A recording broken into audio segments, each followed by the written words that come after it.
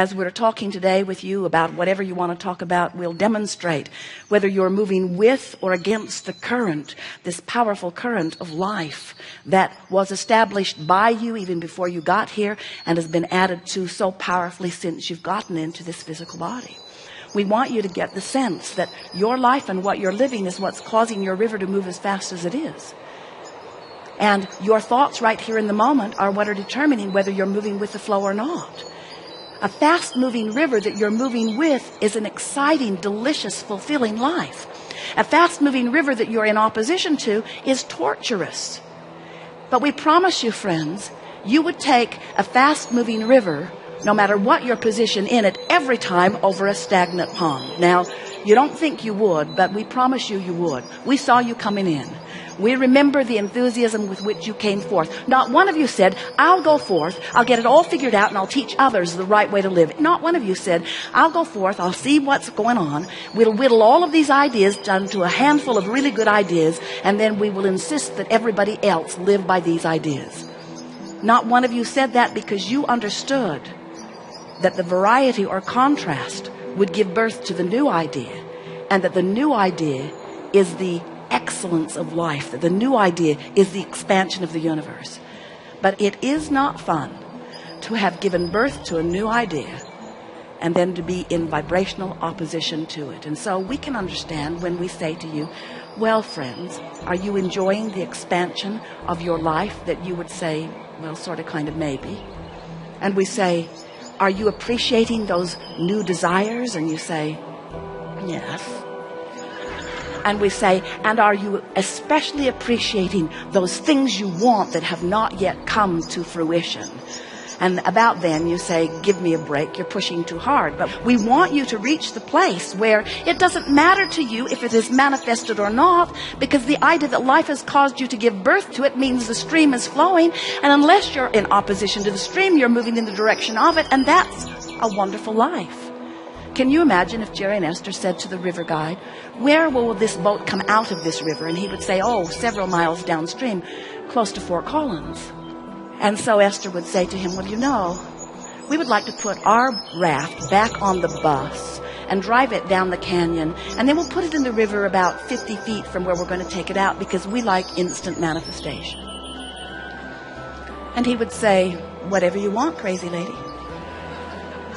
But I thought you wanted a ride on the river. And that's what we want to say to you. We thought you wanted a ride on the river. You didn't come forth to get it done. We don't see any of you say, I'm going to go on vacation, and I'm going to go here, here, here, here, here. I'm at home, and then I'll go there, there, there, there, there, there, there, and then I'll come back home. We don't see any of you say, now, wait a minute. Home is my final destination, and I'm already home. Why go? Why go? Just check vacation off the list. Vacation accomplished.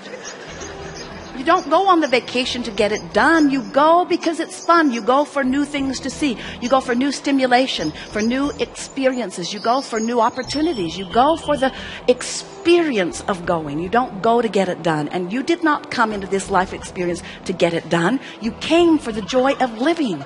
You didn't come to give birth to a new idea in order to accomplish it, in order to get your mark on the chart. You came forth to give birth to an idea so that you could move in the direction of it, so that you could feel the power of the current of the river, so that you could feel the excellence of the way the universe responds to the vibrational frequency of what you're asking for, so that you could see the power of things coming into manifestation. You are a creator, and you like to create.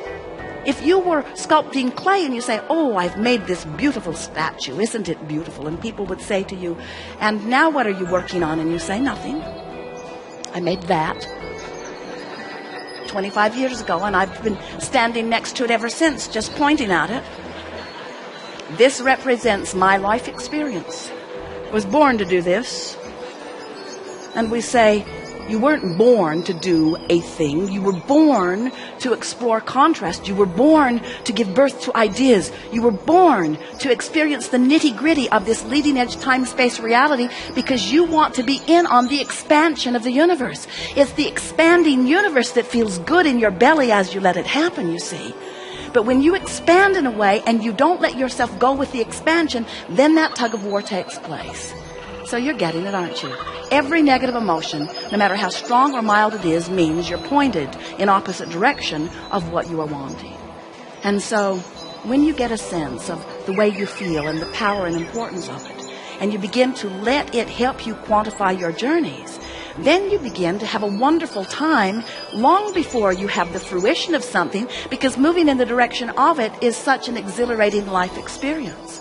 As you begin to understand that this river of life is always flowing and that you are contributing to it massively, and you stop beating the drum of what's wrong. In other words, when the contrast of life helps you to know you want more money, the source energy part of you says yes, of course, and becomes the vibrational equivalent of it. You have a veritable fortune amassed for you vibrationally. But then you beat the drum of, I don't have enough money. I don't have enough money. I don't have enough money. Not enough, not enough, not enough, not enough, not enough. I don't know anybody who has enough money. Hardly anybody I know has enough money. That person over there does, but that greedy bugger has more money than he needs over there. Not enough, not enough, not enough, not enough. And we say, as you beat the drum, and you don't mean to do it, we don't see any of you sitting down and saying, not enough, not enough, not enough. But you go to the store, the beautiful blouse is $275. Not enough, not enough, not enough, not enough, not enough. What's wrong with them? Why would they charge so much for something? I could make that for a fraction of that if I knew how to make that. And as you focus upon what is wrong, or as you observe what is, do you know that if what is has caused you to ask for more, but you give most of your attention to what is, you don't let yourself turn in the direction of what is more. You have to begin thinking about what you want and why you want it. As you begin to imagine what it would feel like to have it, then you turn in the direction of it. And you know, you don't even have to work too hard. We just want you to reach for better feeling thoughts. If your mantra were this, I'm going to reach for the best feeling thought I can find from where I am. Not the best feeling thought I've ever thought, just the best one I can find from where I am. You would begin right away to live a wonderful life. And so, as we define all of these emotions along this emotional scale, and we think it would be a very good idea if you would replace all of these emotions with just one that you are reaching for, and that is the emotion of relief. Because it does not matter where you put your boat in the stream. If you're reaching for a feeling of relief, which means you're letting go of the oars, the stream will turn you, and in the moment that the stream turns you, you feel better. Friends, you must let yourselves be who life has caused you to become if you are to feel good. You just gotta let yourself keep up with the expanded version of you. It's the eternal intention that you hold, and when you don't feel good, and it really is that simple. So there are a couple of things that we think would be of enormous value for you to remember. In fact, this is so profound you might want to write this down. I am where I am. I am where I am. But it doesn't matter where you are in relationship to this stream, because the stream's moving, and it's moving toward everything that you want. And if you'll just let go of the oars and let yourself turn in the direction of it, you will feel immediate relief. And as you are consistently turning, consistently letting go of the oars, you might have to 2,000 or 3,000 times a day. You might have opportunity to feel a negative emotion about something. And if you'll stop in the middle of it and just say something as simple as, I don't have to think about this right now. This is not my work. I'm pointed upstream. I think I'll just let go of this thought. And you would let yourself turn in the stream as you begin to get in the habit of reaching for a better thought and reaching for a better thought. Before you know it, you're flowing along in this stream, and before you know it, all kinds of things are lighting up for you. It is so exciting. Once you begin moving in the direction of all of the things that you've been asking for, opportunities that have been there all along that you couldn't see because you had your back to them begin to show up to you. And when you see something, you feel an enthusiasm toward it. You are not here with your action to make things happen.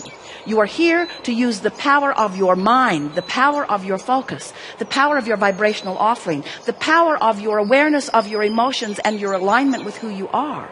And when you come into vibrational alignment with who you are, or even when you turn in the direction of that alignment of who you are, then life begins to feel good to you. And that's what every one of you intended.